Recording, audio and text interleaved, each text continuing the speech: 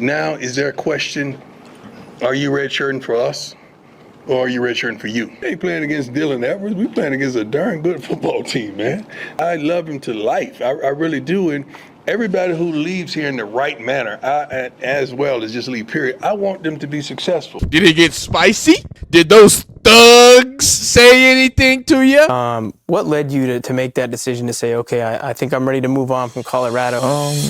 Deion Sanders is one of the most controversial figures in college football, and a lot of that has to do with how good, or some people say bad, he deals with the transfer portal. Now, one particular transfer portal player that I know he hates that he had to lose is Mr. Dylan Edwards. He went off to K-State and had a pretty great year for himself and in his home state, but I think it's important that we go back with this time, with the offseason, and kind of track what this transfer portal story was about. That's what we'll be doing this offseason as one of our videos, so if you're enjoying NIL coverage, transfer portal stuff, and any type of stuff like that, man, leave a like on the video. Just like if you don't like it, and subscribe if you enjoy this type of content. We're going to start with Coach Prime, right, and him talking about playing Dylan Edwards on K-State. Actually, he's going to talk about the transfer portal, right? This was that interview when he starts kind of going off about redshirting and players transferring out, so you can kind of see some of his emotions.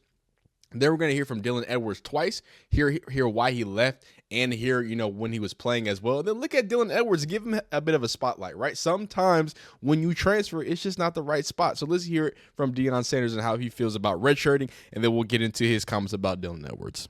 Hi, Coach. How are you doing? Good. How you doing? Good. With the news with Woods and Brown opting for redshirt, has anyone had that conversation with you about having a redshirt? Yeah. Could you say Several guys. You got to understand it. I understand it, and I always want what's best for the kids. I really do. Like, that's their prerogative. But it kind of puts us in a situation, because now, is there a question, are you redshirting for us or are you redshirting for you? And it should be NCAA rules and guidelines that if you choose that particular course, not that our guys are, we should be able to allow you to go. Because if a guy is redshirting for himself and he don't plan on being here, why would you want him here and he don't plan on being here? That's really not fair to him. It's not fair to his teammates. It's a lot of unfairness, like the gentleman who chose the red shirt, the quarterback. So is it right that he's still practicing or with the team? Like, what course of action is that? Does he? I don't know. Does he? You guys tell me. Does he still practice? He's not. So you just let him walk away.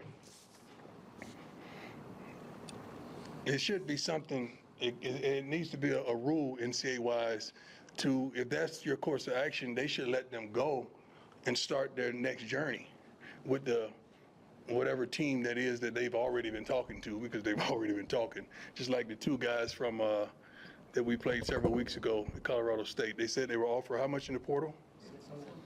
How you offered 600 and you didn't get in the portal? Why could none of y'all ask that question? How are you offered 600,000 but you didn't get in the portal? That's called tampering, and they don't want to address it. But we're here for Dylan Edwards. That's another video for another day, and I think we actually have a video on fully about that. But let's hear his thoughts on playing Dylan Edwards. So it's a good thing. We're happy where we are, but we're a long way from where we want to be. And just a quick follow-up to that. With the bye, did you worry at all that a bye would kind of kill some momentum, or do you think this team came eager to let's keep going? Worry and faith can't live together. I'm a man of faith, not a man of worry. Go ahead, Rylan. Last one. Hey, Coach, Rylan Skulls from Ralphie Report. You had the opportunity to play against one of the big contributors last year, and a person you've known for a long time in Dylan Edwards. What is it going to be like to face off against Dylan Edwards? They changed their name to Dylan Edwards? That's what the team is called now, the Dylan Edwardses? We ain't playing against Dylan Edwards. We playing against a darn good football team, man. Dylan just happened to be on their team. I love the young man. I love him to life. I really do. And everybody who leaves here in the right manner, as well as just leave, period, I want them to be successful. I have never wished wrongful or bad things on any young man or woman in my life, or any of you all. I want you to be successful, and I want you to find your purpose. If you find your purpose and you understand what it is, you won't hate on me. You won't hate on your neighbor, your friend, or your family member. So Dylan made a tremendous choice for he and his family, and I support that 100%. I just hate when guys make those decisions and they leave and they shoot back at us. If you going where you're going, you don't shoot back because you're so focused on where you're headed. You ain't got time to turn around and shoot back. So I thank him for not being that guy. And Okay. That is obviously his comments, and obviously within those comments he was talking about other people too. But we're gonna stick on Dylan Edwards. So here's Dylan Edwards after beating Deion. Actually, we're gonna hear the reason why he left. Let's hear why he. You went through spring ball, and then in late April of this year, you entered the transfer portal, as we know. What led you to make that decision to say, okay, I think I'm ready to move on from Colorado? Yeah. And find a new fit. What went into that decision-making process? I just did a lot of, thinking and soul searching, and I learned a lot about myself the time I was gone and from, Kansas, and I just thought about it real hard, and I just felt like it was my best decision to,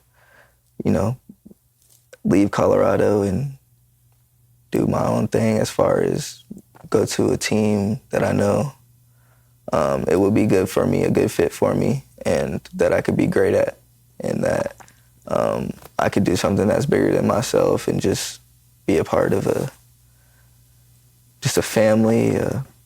I don't know. I just felt like me and Avery on the same team. I know everybody, blows a lot of things out of proportion all the time when it comes to, me and him, but when I seen a lot of games, K-State football games, because I love his game.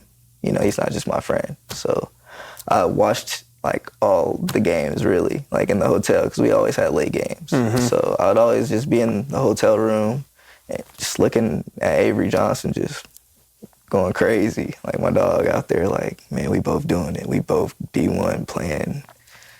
And, just the spring was great, my game has definitely matured.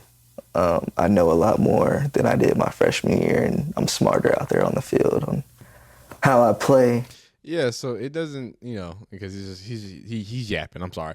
It didn't, like I said, kind of like Deion Sanders alluded to, not really a lot of bad blood, more so hey, this is my best friend that's out there balling, and I think I probably fit in a little better, especially when you think about that Colorado team that couldn't get a run game going, right, and effectively used him as an extra wide receiver. Not that that's bad. I think that's good for him, and I think that would be decent, but if you start leaning on him, which they probably would have because he was probably their best running back, sadly, I don't think that's best. Now, you go to somewhere like K-State where you have Giddens, who can be that type back, and then Dylan Edwards can get some of those carries as well and then just blow by you in the passing game. I mean, that's what he does best. So let's hear his press conference. So how did that feel?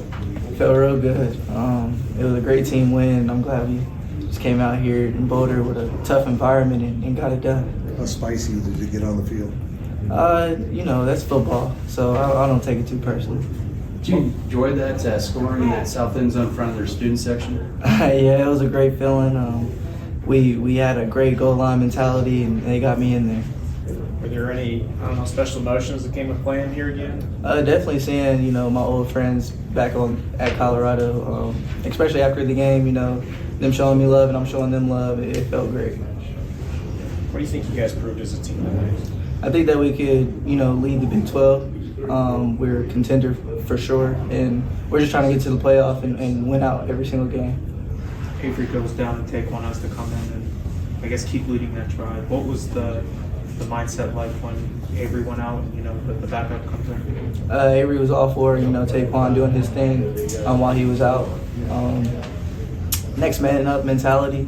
Taekwon has had a great week of practice, and it showed today, and he did his thing. What do you think when DJ's running that way?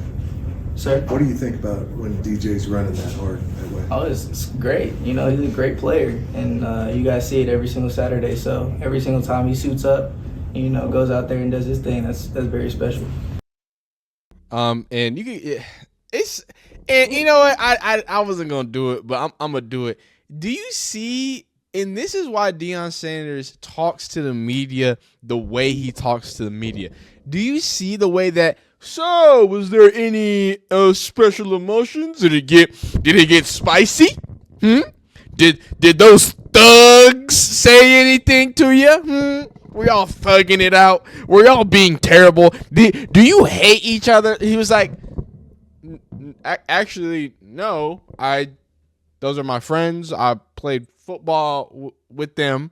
I came to the school because I like this school, not because I hate Colorado. What? Like, why is it got to be that? Like, from what I understand, there was no bad blood from Dylan Edwards in Colorado, and that, like, and on top of that, it goes to the whole, like, what are you really trying to do as a reporter? Dylan Edwards is from Kansas. He was one of the best running backs in Kansas. He went to Kansas State because he's from Kansas, and Avery Johnson is his best friend. But you trying to make it, you make it feel good. He's over there like, yeah, it feels good as a team win. Yep, in front of the student section. Yep. And then he's like, yeah, I love the love that they showed me. The love that was my friends. that like, I don't hate these people because we put football pads on. All right, man. Sometimes these reporters just be like, come on. It don't always gotta be beef all the time, dog. But let's talk about it. And before we get into his phenomenal career, we're gonna or his phenomenal season, we're gonna read a little background on him. And like I said, 5'9", 167. First off, he don't look 5'9". He usually looks 5'6". So the fact that he's 5'9" is gonna help him in the draft a lot. 167 needs to get his weight up. He was a 4-star prospect. Dang, 4-star is really good. He was the 12th. He was the ranked number 12th in running backs. That's crazy. He was the 12th ranked running back. I didn't know he was that. He was at one point committed to Notre Dame. So he was serious, and he was number 2 player in Kansas. Who was above him if he was number 2? Very productive high school back who is dangerous in multiple phases of the game and can score from anywhere on the field. Has excellent acceleration and good top-end speed. One of the best qualities is his ability to change direction and elude a tackler without needing to throttle down. It's not a big back, and it's not likely to run through many tackles in college, but it's very slippery and hard to land a clean hit on for tacklers. Shows the ability to line up outside the backfield and run routes, catch the ball, and can certainly be a pass-catching threat from the backfield as well. Can also be a return man, both kicks and punts. And be a threat there. Any offense and special teams units can use a dynamic player like him. Regardless of offensive scheme, will be a guy who offensive coordinators will find ways to get touches, even if it's not all coming from a traditional setback. And we heard him, or the reasoning why he switched or he transferred from Colorado to Kansas State. Let's hear why he made the big flip from Notre Dame to Colorado. About a week before the announcement that he was coming to Colorado, they called me and said, we're making a switch. We want you to come with us. And when Coach Prime was on the phone, he asks you that, you can't say no. You got to be like, okay, I'm going to come visit. And he was like, well, you're not just going to come visit. We're going to get you to commit. I was like, all right, well, I came, and that's what I did. And it was nothing short of what I've seen online on YouTube. The facilities are great. The coaches are great. I'm just happy to be here. Absolutely. Again, very, very long history from Dylan Edwards. And what's it called? What's his name? Deion Sanders. They go way, way back. So here we go. Look at his season today and obviously compare it to last season as well. Very interesting to point out here, about the same number of carries from last year in the first year. Like, remember when I told you, look, Colorado just doesn't believe in the run game. That's their issue, right? So they would start using him as a primary running back when it's just like his body type is not built for that at the college level. He does great in the passing game. That's what you're going to see in the rest of his stats. So almost the equal amount of carries. He got 2 less carries at Kansas. More than 200 more yards in the average from 4.2 at Colorado to 7.4 in Kansas State. This is not simply just offensive line or blah, blah, blah. This is an offensive scheme and understanding how to use your players better, right? And I think Colorado has matured from a coaching standpoint, right, to be able to take advantage of that in a better way. But it's clear that in 2023, they didn't know what to do with Dylan Edwards, right? I think maybe Deion Sanders has some ideas, but the offensive schematics weren't put into place to make sure that Dylan Edwards should have been the keystone to the offense if Travis Hunter wasn't in there. He should have been that explosive piece when Travis Hunter isn't available. And it felt like they were just kind of looking around for that spark instead of using him in the right ways. But we're going to get to that. And then receiving, like he's 36 receptions, 300 yards. Obviously, receiving is where he got his bread and butter from Colorado. But then you see that with Kansas State, they say, hey, man, we don't even have to just give him the ball in the passing game with 19 receptions, 133 yards. Averages are a little different there as well. But again, with Kansas State, it seems the effectiveness of him and his ability to get higher quality touches were a lot there because, again, similar touches, but you don't have that same average, or you get mismatch averages here, but then you have 5 touchdowns in what? Almost double the amount of touchdowns that you had for Colorado. So it's good stuff to see. Returning, it seems like he got a lot more shine returning as well. Also with the receiving touchdown, I just smacked it out of my mic. So that's good to see there. And then obviously, like I said, scoring 48 points to the 30 points.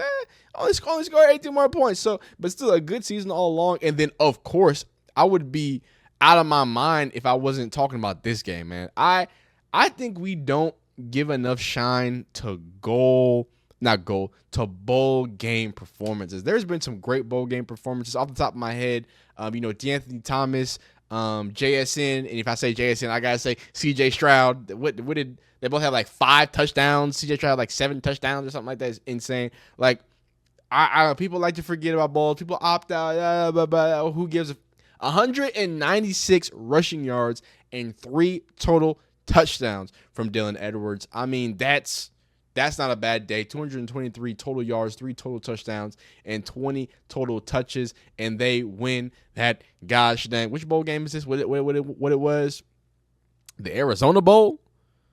The Rate Bowl. That's what they won. The Rate Bowl. So he wins a bowl game. He's playing for in his home state out in Kansas. What better could you want? I know Colorado fans probably hate to see him go. As a Deion Sanders fan, I hated to see him go. I feel like Dylan Edwards of all people was the guy that would they're gonna find a way to make him make sense. And I think if he was in that Colorado offense this year, it would have been nasty. But there's only one ball. How would they have got Dylan Edwards the ball? Again, if you're just going to hand it between the tackles, you have to have a get-ins. I don't know if they'd be able to do that. But it was great to see this and great to walk down memory lane. If there's anything else in particular you want us to go over, any person you kind of want us to recap, we can start recapping these seasons and putting things together and really painting a good picture of what the season is. But, hey, man, if you like these videos, like it. If you don't dislike it, subscribe. If you enjoy college football content and coverage and everything that's in between. We'll see you next time. Peace.